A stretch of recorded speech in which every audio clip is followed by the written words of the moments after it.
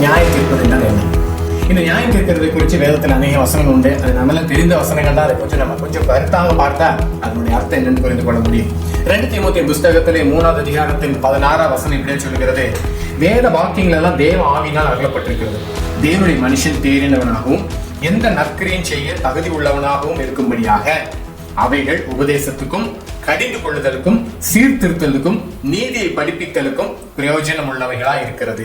இங்க ஒரு 5 காரியத்தை வாசிக்கலாம். ஏன் வேத வாக்கியங்கள் எல்லாம் கொடுக்கப்பட்டிருக்கிறது? வேத புஸ்தகம் எதனால் நம் கைகளிலே கொடுக்கப்பட்டிருக்கிறது? பழைய ஏற்பாடு புதிய ஏற்பாடு என்கிற இந்த 66 புஸ்தகங்கள் ஏன் நம் கைகளிலே கொடுக்கப்பட்டிருக்கிறது? ஏன்னா நல்ல கவனிங்க, முதலாவது அவை உபதேசத்திற்காக. அந்த வேத வசனங்கள் மூலமாக உபதேசம் கொடுக்க வேண்டும். உபதேசம் என்பது எப்படி நீங்கள் ஆவிக்குரிய வாழ்க்கையை நீங்கள் பலப்பட வேண்டும், ஆண்டவரோடு நீங்கள் எப்படி நடக்க வேண்டும், நிறைய காரியங்கள் அப்போஸ்தலர்கள் உபதேசம் கொடுத்தார்கள். உபதேசம். அடுத்தது கடிந்து கொள்ளுதல் என்ற ஒரு வார்த்தை உண்டு. கடிந்து கொள்ளுதல். கடிந்து கொள்ளுதல் எதற்காக கடிந்து கொள்ள வேண்டும்? எங்கேயாவது தேவனுக்கு பிரியமற்ற காரியங்கள் இருக்கும், ஆனால் கடிந்து கொள்ள வேண்டும். கடிந்து கொள்ளுதலுக்கு வேதவசனம் கொடுக்கப்பட்டிருக்கிறது. முதலாவது நமக்கு ஒரு அறிவு வர வேண்டும், எல்லாத்தையும் நமக்கு வந்து புரியாது. கடிந்து கொள்ளுதல். அடுத்தது என்ன போடுறது? சீர்திருத்தம் சொல்லி. சீர்திருத்தம் ஏன்? சீர்திருத்தம் கொண்டு வர வேண்டுமானால் அங்கே பாவம் இருந்துச்சுன்னா அதை கண்டிக்கணும். தேவன் அருவருக்கிற காரியங்கள் தான் அதை கண்டித்து அதை சீர்திருத்தம் கொண்டு வர வேண்டும். செத்த கிரிகள் எல்லாம் விளக்கும்படியாக அறிவித்து அதை நீக்க வேண்டும். சீர்திருத்தம் பண்ண வேண்டும். நீங்க அதான் புரொட்டஸ்டன்ட் சபைன்னு சொல்லுவோம், சீர்திருத்த சபைன்னு ஒரு பேர் உண்டு. சீர்திருத்தம் கொண்டுதார் மார்ட்டின் லூத்தர். இப்படிலாம் சபைகளுக்கு இருக்கக்கூடாது, இதெல்லாம் தேவன் இருக்கிறான்னு அவர் ஓரளவுக்கு சீர்திருத்தத்தை கொண்டுட்டார். இன்னும் அநேக சீர்திருத்தம் கொண்டு வர வேண்டும். அவர் 95 பாயிண்ட் அவர் எழுதியங்க தேவாலயத்தினுடைய கதவுகளை அடிச்சு வச்சாரு. ஆனா இன்னைக்கு நான் சொல்லுவேன், இன்னும் 900 பாயிண்ட் நிறைய அடிக்க வேண்டியிருக்கு. அவ்வளவு சீர்திருத்தம் கொண்டு வர வேண்டியிருக்கு. இந்த வேத புத்தகத்திலும் ஆதி திருச்சபையோட காரியங்களும் அப்போஸ்தலர் வாழ்க்கையில பார்த்தோம்னா நிறைய மாற்றம், சீர்திருத்தம் வேண்டும். அடுத்தது நீதியை படித்தல். எது எது தேவனுக்கு பிரியமான, தேவனுடைய பார்வை எதெல்லாம் நீதி, தேவன் எதையெல்லாம் நீதியாக பார்க்கிறார், அந்த நீதியை ஜனங்களுக்கு படிப்பிக்கப்பட வேண்டும். இதெல்லாம் தான் வேத வசனங்கள் கொடுக்கப்பட்டனுடைய காரியம். அதனால்தான் வேத வாக்கியங்கள், அதனால தேவ ஆவிகள் அருளப்பட்டிருக்கிறார். இதுல தேவனுடைய மனுஷர்கள் தேர்ந்தவர்களா இருக்க வேண்டும். இந்த 5 காரியங்களையும் இந்த வேத வசனங்கள் மூலமாக செய்யாவிட்டால் ஆண்டவருடைய காரியங்களை அறியாத ஒரு கிறிஸ்தவம் தான் உண்டாயிருக்கு. பேர் கிறிஸ்தவங்கன்னு சொல்லுவாங்க இல்லையா, பேர் கிறிஸ்தவர்கள், பெருமை பிடித்த கிறிஸ்தவர்கள், இப்படித்தான் இருக்க முடியும். அதனால கவனிங்க, ஏன் பாவம் அறிவிக்கணும், ஏன் பாவத்தை கண்டிக்கணும்? நியாயம் தீர்க்க கூடாதா? நியாயம் தீர்க்கிறாங்க புலம்புறாங்க. இந்த அமெரிக்க தேசத்தில் நீங்க ஸ்ட்ரீட் பிரீச்சர்ஸ் எழுதிட்டீங்கன்னா வீதியில் நின்று கர்த்தருடைய வார்த்தையை பகிர்ந்து கொள்வாங்க.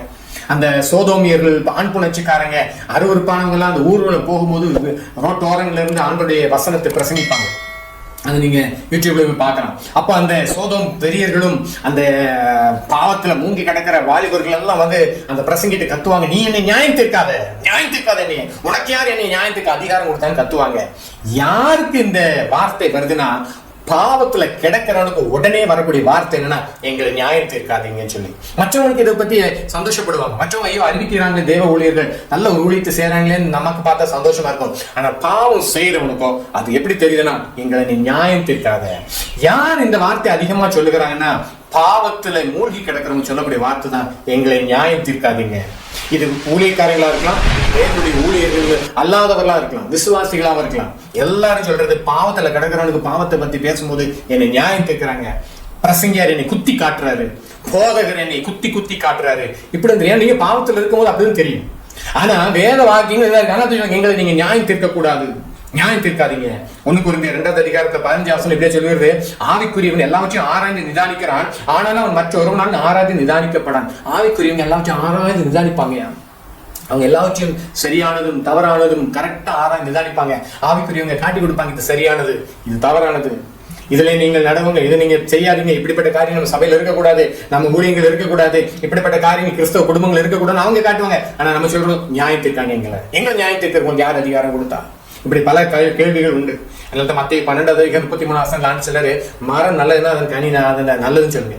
மரம் நல்லதுன்னா அதை பார்த்து நினைச்சீங்க நல்ல மரம்னு சொல்லுங்க, அல்ல அது கெட்டதுன்னா கெட்டதுன்னு சொல்லுங்க. இன்னைக்கு நீங்க கெட்ட மரத்தை நல்ல மரம்னு ஏன் சொல்லி முகஸ்துதி பண்ண வேண்டிய அவசியம் இல்லையே? ஏன் மனுஷனை கண்டு முகஸ்துதி பண்ணணும்? இன்னைக்கு அதனால தான் ஒரு பெரிய வேதனை கிறிஸ்தவத்துல. ஏன் இவ்வளவு சாபக்கேடு இருக்குன்னா, இதுதான் தவறு. மரம் நல்லதுன்னா நல்லதுன்னு சொல்லிருங்க, அவ்வளவுதான். கெட்டதுன்னா கெட்டதுன்னு சொல்லுங்க. ஆனா இன்னைக்கு நம்ம இதுல எல்லாம் சேர்த்து போட்டு அப்படியே குழப்பி அந்த மரத்தை வச்சு நமக்கு ஏதாவது லாபம் இருக்கா, மரத்தை வச்சு லாபம் இருக்கா, மரத்தை இப்படி பேசினா யாரும் நம்ம தப்பா நினைச்சுக்கிடுவாங்க, இப்படி பல கணக்கு போட்டு போட்டு போட்டு மாய்மால கிறிஸ்தவ கூட்டத்தை உண்டாக்கி இருக்கிறோம், மாயக்காரர்களை உருவாக்கி இருக்கிறோம். ஏன்னா உதாரணம் சொல்லணும்னா, ஒரு ரோட்டோரத்துல ஒரு அழகான செடி இருக்கு, அது அழகான பழங்களாக காய்த்திருக்கு. நீங்க எதார்த்தம் அந்த வெளியில போனவங்க பாக்குறீங்க, அழகான பழங்களா இருக்குன்னு சொல்லி அந்த ஒன்னு எடுத்து நீங்க சாப்பிட்டுட்டீங்கன்னா பார்த்தா தெரியுது அது பயங்கரமான ஒரு விஷக்காய். அது உங்களுக்கு பெரிய வேதனைகளையும் பிரச்சனைகளையும் கஷ்டத்தையும் கொடுத்துருச்சு. இப்ப நீங்க நல்ல ஒரு மனுஷனா இருந்தா என்ன சொன்னீங்கன்னா, வேற யாராவது அது கிட்ட போய் அந்த கனியை புசிக்கிறதுக்கு அந்த பழத்தை பறிக்க போன நீங்க சொல்லுவீங்க, அதை தயவு செஞ்சு புசிக்காதீங்க. ஆனா இப்ப நம்ம என்ன பண்ணிட்டு இருக்கிறோம், அதை பார்த்து சொல்றோம், இதுவும் நல்லதுதான், இதுவும் நல்லது, இது ஒண்ணும் பிரச்சனை இல்லை. இன்னும் சொல்ல போனா எதையுமே பேச மாட்டோங்க, நாங்க நல்லதும் பேச மாட்டோம், கெட்டதும் பேச மாட்டோம். யாரோ அது சாப்பிட்டு என்ன வேணாலும் ஆகிட்டு போட்டோம், அதுல 2-3 பழம் எக்ஸ்ட்ரா சாப்பிட்டா அவன் செத்தே போவான், ஆனாலும் கவலை கிடையாது. நாங்க நல்லதும் பேச மாட்டோம், கெட்டதும் பேச மாட்டோம். பொம்மைகளாக தேவன் நம்மளை படைக்கல, பொம்மைகளாக படைக்கல. சுய சித்தத்தை கொடுத்திருக்கிறார், உங்களுக்கு சில பொறுப்புகளை கொடுத்திருக்கிறார், சில கடமைகளை கொடுத்திருக்கிறார். இது உங்களுக்கு தெரியுமோ? நீங்க ஆனா அது பறிக்க போக வேற பார்த்து சொல்றோம், அதை பறிக்காத, அது நீ செய்யாதுன்னு சொல்லும் போது அவன் ஒரு வார்த்தை சொல்றான், என்ன நீ நியாயம் கேட்காத, அது என்னுடைய விருப்பம், என்ன நியாயம் கேட்க உனக்கு அதை அதிகாரம் என்ன, அதுக்கு மேல அவன் இஷ்டம். 2-3-4 கூட பறிச்சு சாப்பிட அது தப்பு கிடையாது, அது அவ்வளோச்சு அவங்க வாழ்க்கையாச்சு. அதனால கவனிங்க, அதை எச்சரிக்க வேண்டிய ஒரு கடமை இருக்குது.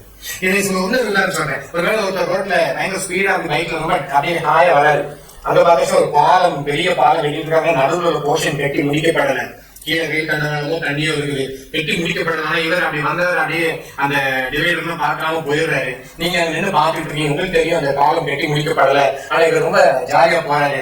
நீங்க நல்ல மனுஷன் இருந்தா, நீங்க உண்மையான மனுஷன் இருந்தா அவனுக்கு அந்த போற ஆளை கூப்பிட்டு சொல்லுவீங்க, போகாதன்னு கத்துவீங்க, போயிடாத நீ போன சாதன்னு கத்துவீங்க. நல்ல ஒரு நேர்மையான மனுஷன், உண்மையான தேவ பிள்ளையா இருந்தீங்கன்னா. அதுக்கு மேல அவன் கேட்காம போறான், அது அவன் இஷ்டம். ஆனா உங்களுக்கு தெரியும், அந்த பாலம் நடுவில் பார்த்து ஜாயின் போடல, போனா அங்க இருந்து குப்பரடிக்க விழத்தான் செய்யணும், என்ன வேணாலும் நடக்கலான்றது உங்களுக்கு தெரிஞ்சாலும் நீங்க தப்பாம இருந்தீங்கன்னா எப்படி? நீங்க நிறைய கிறிஸ்தவம் சொல்லுவாங்க, நாங்களும் அமைதியா யாரும், அது ஆண்டவர் அவங்களை பாத்துக்கிடுவாரு, ஆண்டவர் அவங்களை பாத்துக்கிடுவாரு. ஐயா உங்களை எதுக்கே ஆண்டு படிச்சு வச்சிருக்காரு, உங்க கையில சில பொறுப்புகளை கொடுத்துருக்காரு, உங்க கையில வேத புத்தகத்தை கொடுத்திருக்காரு. இதெல்லாம் நம்ம நீங்க புரியல, நியாயத்திற்காக சொல்றோம். ஆண்டவருடைய வார்த்தைகளை தவறாக நம்ம புரிந்து கொள்கிறோம். இன்னும் பவுல் அப்போஸ்தலன் வாசினா அப்போஸ்தலர் 24 அழகா அவர் அவரை கைது பண்ணி இருக்கிறாங்க. கைது பண்ணி இருக்கும் போது அவரை சிறைச்சாலைகளிலும் பலவிதமான அதிபதி மாறி கொண்டு போயிட்டு இருக்காங்க. இந்த நேரத்துல பவுல் அப்போஸ்தலர் 24 ஒரு அதிபதி முன்னாடி கொண்டு வராங்க. அது யாரு பாத்தீங்கன்னா அப்போஸ்தலர் 24. சில நாளைக்கு பின்பு பேலிக்ஸ் யூதஸ்திரியாகிய தன் மனைவி துரிசில்லாவுடனே வந்து அவரை அழைப்பித்து கிறிஸ்துவை பற்றி விசுவாசத்தை குறித்து அவன் சொல்ல கேட்டான். இப்ப அவர் ஒரு அழகான ஒரு பிரசங்க வாய்ப்பு கொடுக்கிறார் பவுலுக்கு. பேலிக்ஸ் ஐயா வந்து எங்களுக்கு நீ வந்து இயேசு கிறிஸ்துவை பற்றி ஒரு பிரசங்கம் பண்ணுங்க. பெரிய அதிகாரி, கவர்னர், அப்படி ஒரு பவர்ல இருக்கக்கூடிய ஆளு பேலிக்ஸ். நம்மளாருன்னா முதல்ல ஒரு சாதியை எடுத்துட்டு போயிருக்கோம், பொன்னாடி ஒண்ணு போத்திக்கிறேன் ஐயா உங்களுக்கு. இன்னைக்கு சமீபத்துல கொஞ்சம் மீட்டிங் அதான் நடக்குது. சபையில அரசியல்வாதிகளுக்கு என்னையா வேலை? கிறிஸ்தவமே வெட்கம், வெட்கம். கடமை நியாயத்துக்கு அறிகின்றது, நியாயத்திற்காக தேவன் உங்களை நியாயத்திற்பார். கடைசியில் அப்ப முடியக்கூடாது. அதனால இப்ப ஆண்டவர் கொஞ்சம் ஆண்டு தன்னுடைய ஊழியர்கள் மூலமா உங்களை எச்சரித்துக் கொண்டிருக்கிறார். அநேக ஊழியர்கள் கத்திட்டு இருக்கிறாங்க, ஆனா அவங்களெல்லாம் எதிர்க்கிறீங்க. சமீபத்தில் ஒரு ஊழியக்காரர் சபைகளுக்குள்ளாக அரசியல்வாதிகளுக்கு என்ன வேலைன்றதை பேசியிருக்கிறாரு, ஆனா அவருக்கு பயங்கரமான எதிர்ப்பு. ஐயா கொஞ்சம் காது விடுகள், செவிட்டு விரினு போல காதை அடைக்காதீங்க. சீர்திருத்தம் பவுல் சொல்றாரு, அவன் நீதியையும், அடுத்த 25 வசனம், அவன் நீதியையும் இச்சை அடக்கத்தையும் இனி ஒரு நியாய தீர்ப்பின் குறித்து பேசுகையில் பேலிக்ஸ் பயமடி, இப்படி நீ போகலாம், எனக்கு சமயமான போது உன்னை அழைப்பேன் என்றான். பயம் வருது, நடுங்கிறான். இன்னைக்கு அதான் என் தேவை. இன்னைக்கு எவ்வளவு உடனே சொல்லிடுவோம், நம்ம நியாயம் தீர்க்க கூடாது நம்ம யாரையும். அது பேலிக்ஸ் நம்ம ஒண்ணுமே சொல்லக்கூடாது, ஆண்டவர் பாத்துக்கிடுவாரு, ஆண்டவர் அதை பாத்துக்கிடுவாரு. ஐயா கொஞ்சம் நீங்க கொஞ்சம் யோசிங்க, வேதத்தை கொஞ்சம் கண்ணு திறந்து படிக்க ஆரம்பிங்க. யாரோ கொஞ்சம் இந்த கள்ள ஊழியக்காரன் சொல்லுவான், இந்த ஊழியக்காரரை குறை சொல்லாத, ஊழியக்காரனை பத்தி பேசாத, ரத்தம் வாங்கி எடுத்துருவேன் கக்கிடுவேன்னு சொன்னாலே அது சரியில்லைன்னு அர்த்தம். ஏன் அப்படி கவலை வருது? உன் கையில கரை இல்லைன்னா எதுக்கு கவலை வருது? கவலை வரக்கூடாது. நீ உண்மையா நேர்மையா இருந்தா உனக்கு அது வந்து அப்படி யாரோ சொன்னாங்கன்னா உனக்கு பாதிப்பே வரக்கூடாது, அந்த சிந்தையே வரக்கூடாது. நம்ம கையில கரை இருக்கு, அதனால நமக்கு அது குத்துது. மடியில கனம் இருந்தா கொஞ்சம் கஷ்டம் தான். அதனால்தான் அவங்க வாயை அடைக்கிறதுக்கு பேஸ்ட் போடுறதுக்கு என்னென்னமோ பண்றோம். நீ ஊழியக்கான பேசணும், அப்படியாக இப்படியாக எப்படியாக நீ ஆண்டருடைய வார்த்தைகளை தான் பேசுறாங்க. நீங்க எனக்கு எத்தனையோ மிரட்டெல்லாம் வரும், நீ ரொம்ப ஊழியக்கான குறை சொல்ற, அது இது அப்படியா எப்படியா அது இதுன்னு ஒன்றும் இல்லை. ஆண்டு இன்னைக்கு வரைக்கும் அழகா நடத்திட்டு இருக்காரு, அற்புதமா நடத்திட்டு இருக்காரு, இன்னும் தெளிவா பேச வைக்கிறாரு, இன்னும் தைரியமா பேச வச்சுட்டு இருக்காரு.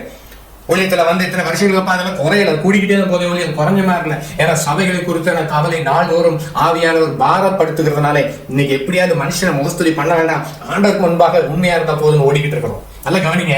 ஆனா ஃபேலிக்ஸ் பயமாடுறான். அப்புறமா பயமடைந்து திருந்துறானா இல்ல, அப்புறமா யோசிச்சுட்டு இருக்கிறான் பவுல்கிட்ட கொஞ்சம் லஞ்சம் வாங்கியாவது விடுதலை பண்ணிடலான்னு. பவுல போஸ்டல் லஞ்சம் வாங்க முடியுமா? யோசிச்சு பாருங்க. நீ நம்ம வேணா ஆட்கள் எதையும் லஞ்சம் கொடுத்து காரியம் சாதிச்சுட்டு வந்துருவோம். கேட்டா சாட்சி சொல்லுவோம், கர்த்தர் எங்களுக்கு அதை வாங்கி செஞ்சாரு, அதை எங்களுக்கு தந்தாரு, அதை கொடுத்தாரு, இதை கொடுத்தாரு, லஞ்சம் கொடுத்து எல்லாம் முடிச்சுட்டு சொல்லிடுவோம். ஃபேலிக்ஸ் அதெல்லாம் ட்ரை பண்ணி பார்த்தான. பவுல் அதெல்லாம் நினைச்சல நடக்கணும். நீதிமன்ற 24 வருஷத்துல துன்மார்க்கனை பார்த்து நீதிமன்றம் இருக்கிற என்று சொல்லுகிறேன் ஜனங்கள் சபித்தார். ஐயா ரொம்ப கவனிங்க. ஏன்னா துன்மார்க்கனை பார்த்து நீ துன்மார்க்கன் சொல்லாம நீதிமன்றம் சொன்னீங்க. அதனால என்ன ஆகுதா, மற்ற ஜனங்களுக்கு அந்த துன்மார்க்கத்துல விழுந்து கெட்டு அழிந்து நரகத்துக்கு போறாங்க. அந்த ரத்த பள்ளிகள் தான் உங்ககிட்ட கேட்கப்படுகிறது. அதை மறந்து விடாதீங்க. துன்மார்க்கன் சொல்லு. உங்களுக்கு தெரியும்ல துன்மார்க்கன் வந்து துன்மார்க்கன் சொல்லு. அவன் கொடுக்குற பணத்துக்கு அவன் கொடுக்குற உங்களுக்கு கொடுக்குற அந்த புகழ்ச்சியோ கண்டு மயங்கி அப்படியே ஓடல துன்மார்க்கன் பின்னாங்க. அவன் பண்றதெல்லாம் அயோக்கியத்தை கூத்துன்னு தெரியும், ஆனாலும் ஓடுகிறீங்களே. துன்மார்க்கன் சொல்லுங்க. சில நேரத்துல சிலருடைய வாழ்க்கையை நினைச்சா வேதனையாக இருக்கிறது. நல்லா கவனிச்சுக்கோங்க. துன்மார்க்கனை நீதிமன்றம் சொன்னா ஜனங்கள் சபிப்பார்கள். மத்த 7வது அதிகாரத்துல தான் இந்த ஜட்ஜ் பண்றதை பத்தி ஆண்டவர் சொல்றாரு. என்ன சொல்றாருன்னா, மத்த 7வது அதிகாரம் 1 வசனத்துல நீங்கள் குற்றவாளிகள் தீர்க்கப்படாதபடிக்கு மற்றவருடைய குற்றவாளிகள் தீர்க்காதிருங்கள். அதாவது do not judge others. அவங்க தீர்க்காதீங்கன்ற ஒரு வார்த்தைக்கு நல்லா கவனிச்சுக்கோங்க. எச்சரிக்கிறது வேற, தீர்க்கிறது வேற. தீர்க்கிறதுனா அது இனி அவ்வளவுதான், அது ஆகாது, அது நரகத்துக்கு தான், அது இனி நரகத்துக்கு தான் அப்படின்னு தீர்க்கிறோம். அதுக்கும் ஒருத்தர் சீர்படுத்தி எப்படியாவது ரட்சிக்கப்பட்டு பரலோகத்துக்கு வரணும்ன்றதுக்கும் வித்தியாசம் இருக்குன்றத கொஞ்சம் கிறிஸ்தவங்க கண்ணு திறந்து பாருங்க. Do not judge others. ஏன்னா மற்றவர்களை தீர்க்கிறது திருப்பினாலும்படி உனக்கு தீர்க்கப்படும். நம்ம மற்றவங்க நரகத்துல நரகம், அவன் நரகம் அதெல்லாம் ஆகாது, எல்லாம் விட்டு அதெல்லாம் தேராத தேசம் அப்படின்னு முடிவு பண்ணிடுவோம். ஆண்டு என்ன சொல்ல, நீ அப்படி யாரையும் நிச்சயம் முடிவு பண்ணாதீங்க. எல்லாருக்கும் ஒரு ஹோப் இருக்கு, எல்லாருக்கும் ஒரு ஹோப் இருக்கு.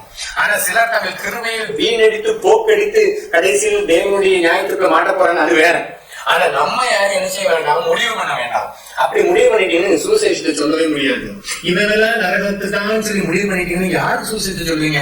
அப்படின்னா நம்ம மிஷனரி நம்ம தேசத்துக்கு வந்திருக்கவே மாட்டாங்க. இங்க வந்து பாடுகளையும் வேதனையும் கஷ்டத்தை அனுபவிச்சாங்க. எப்படியாவது நம்மளை பார்த்து அவங்க நம்பிக்கை வச்சிருந்தாங்க, நம்ம ஜட்ஜ் பண்ணல. இதெல்லாம் தேராளி டிக்கெட்னு கொண்டு வர நம்ம அப்படி ஜட்ஜ் பண்ணாங்கன்றாரு.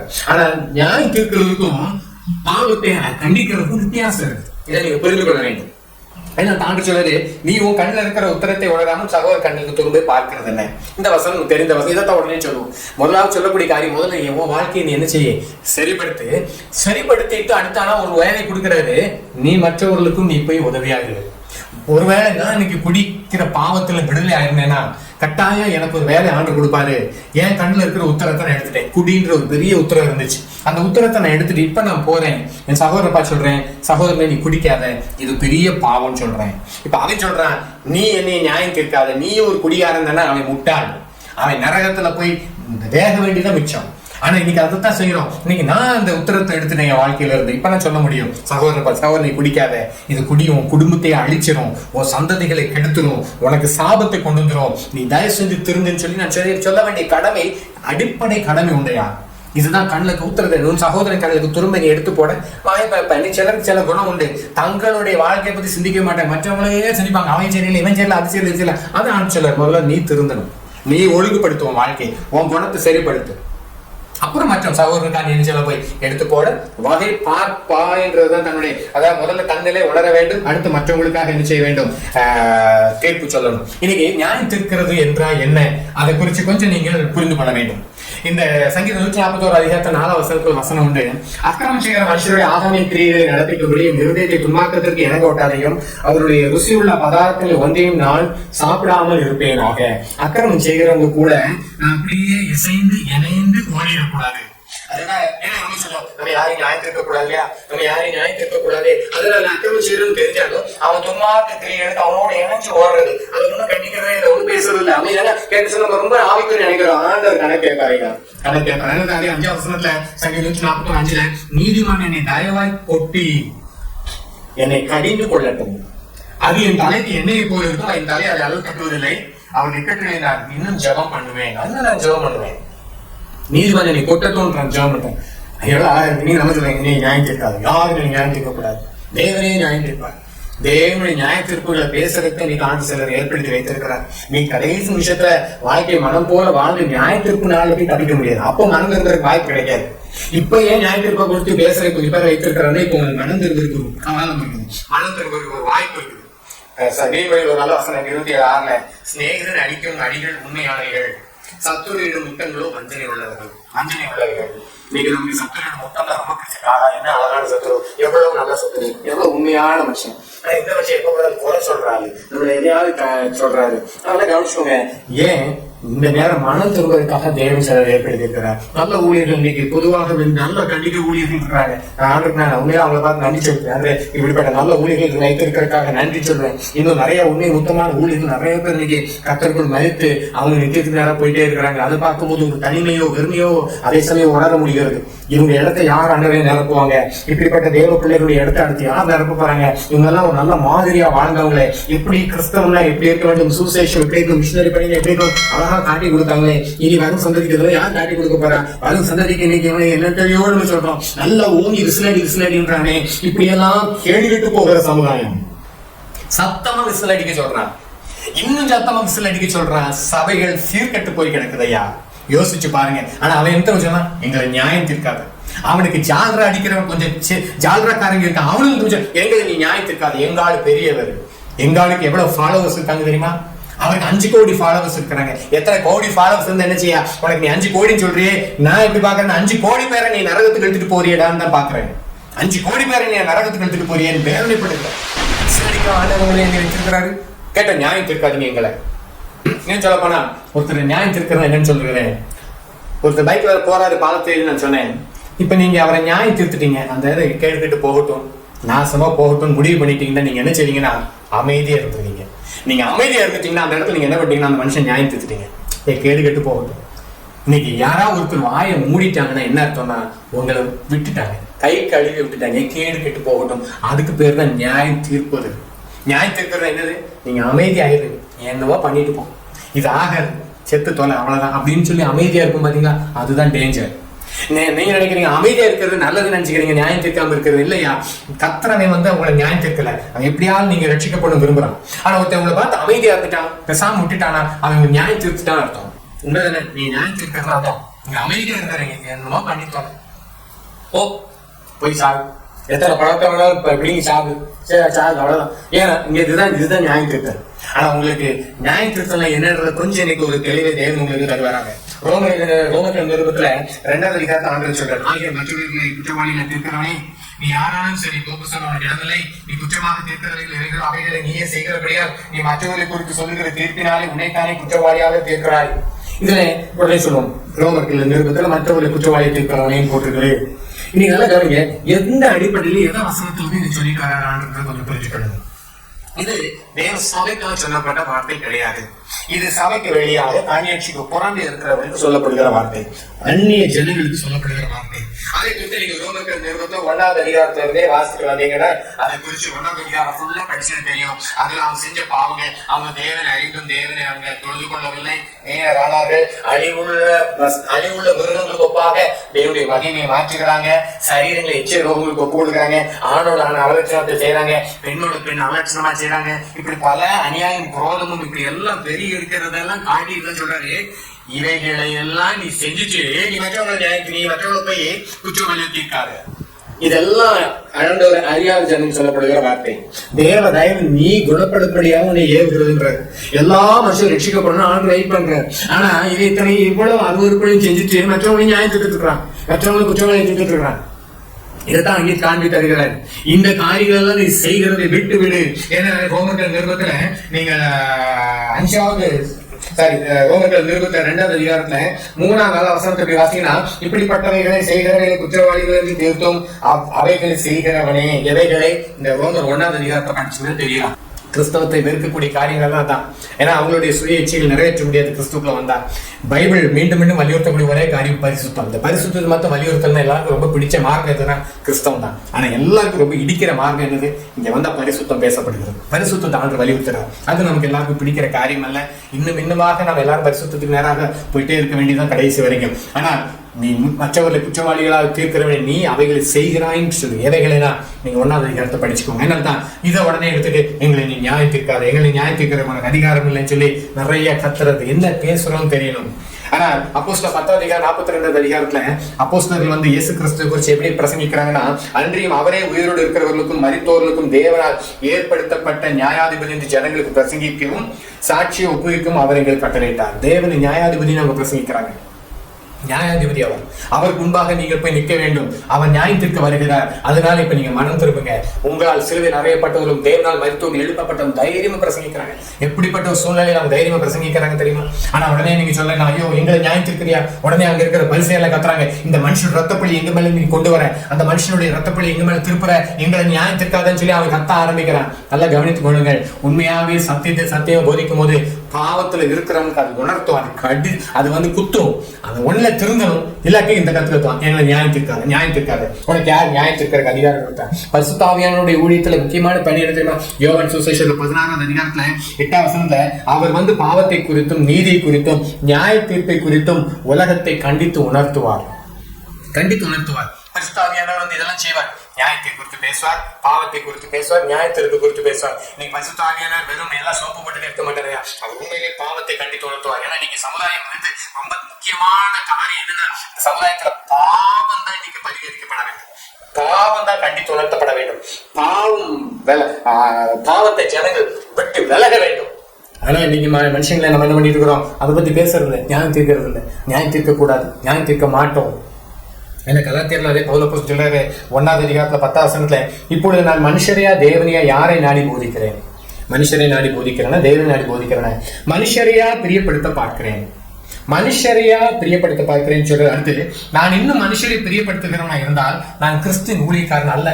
நீங்க மனுஷரை பிரியப்படுத்துற ஊழியம் தான் நீங்க நிறைய நடக்குது. உங்களை அப்படி வைப்பார் ஆண்டவர், இப்படி உயர்த்துவார், அப்படி ஆசீர்வதிப்பார், இப்படி வைப்பார், இப்படி என்னென்னமோ பேசுறோம். அதெல்லாம் ரொம்ப நல்லா இருக்குது. நான் போல் சொல்றேன், மனுஷனை பிரியப்படுத்துற வேலை. மனுஷர்களை எச்சரிக்கும் போது மனுஷங்களுக்கு கொஞ்சம் கோபம் வரத்தான் செய்யுது. நான் சொல்றேன், சத்தியத்தை சொல்றதுனால சத்துருவானேனும் சத்தியத்தை சொல்லிட்டா ஜனங்களுக்கு கொஞ்சம் கஷ்டம்தான், ஏற்றுக்கொள்றது கொஞ்சம் கஷ்டம்தான். அதனால்தான் சொல்றாரு, எங்களுக்காக நீங்க ஜெபித்துக் கொள்ளுங்க, பொல்லாத மனுஷன் கைகளிலிருந்து விடுதலையாக்கும்படி எங்களுக்காக நீங்க ஜெபம் பண்ணுங்க. அவர் பாவம் கண்டிச்சனால எல்லா இடத்துலையும் விரோதிகளும் எழுப்புகிறாங்க. அநேக ரட்சிக்கப்படுற ஒரு பக்கம் இருந்தாலும் விரோதிகள் எழுப்புகிறாங்க.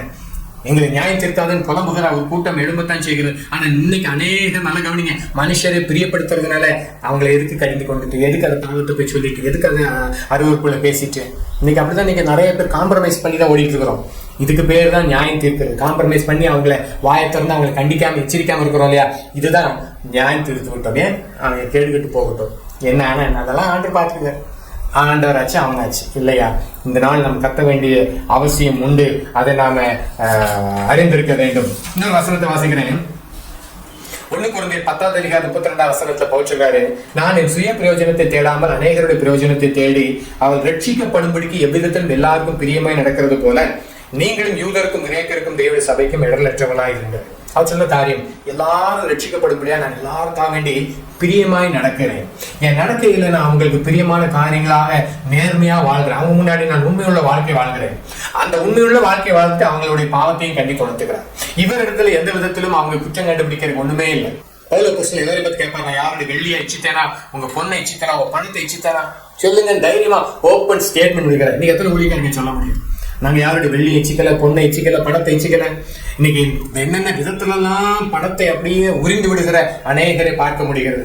என்னெல்லாம் விதத்துல தெரியுமா, எத்தனை விதவைகளை அப்படியே பணத்தை சுரண்டின அநேகரை பார்க்க முடிகிறது. அதனால கவனிங்க, ஒரு ஊழியக்காரன் இப்படித்தான் வாழ வேண்டும். அப்புறம் நீங்க என்ன செய்ய வேண்டாம், நியாயத்தை குறித்து பேச வேண்டும். எல்லாருக்கும் பிரியமாய் நான் நடக்கிறது போல எவ்விதத்திலும் நான் எல்லாருக்கும் பிரியமாய் நடக்கிறேன். எல்லாருக்கும் யோகியமானவர்களை செய்கிறேன், உண்மையானவர்களை செய்கிறேன்.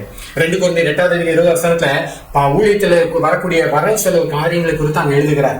அந்த சபைகள் உதாரணத்துவமா கொடுக்கறத பத்தியும் மத விருப்பத்தை பத்தியும் அது பரிசுத்தவான்கள் செய்யப்படுகிறத பத்தியும் எழுதிக்கும் போது ஒரு காரியத்தை சொல்கிறார். 2 கொரிந்தியர் 8வது அதிகாரம் 20வது வசனத்துல, எங்கள் ஊழியத்திலே சேர்க்கப்படும் இந்த மிகுதியான தர்ம பணத்தை குறித்து ஒருவனும் எங்களை குற்றப்படுத்தாதபடிக்கு நாங்கள் எச்சரிக்கையா இருக்கிறோம். யாரும் எங்களை குற்றப்படுத்தக்கூடாது. அதுல நான் கவனமா இருக்கணும், உண்மையா இருக்கிறேன், டிரான்ஸ்பரண்டா இருக்கிறேன், கணக்கு வழக்குகள் வர செலவுகள் நான் நேர்மையா இருக்கிறேன்.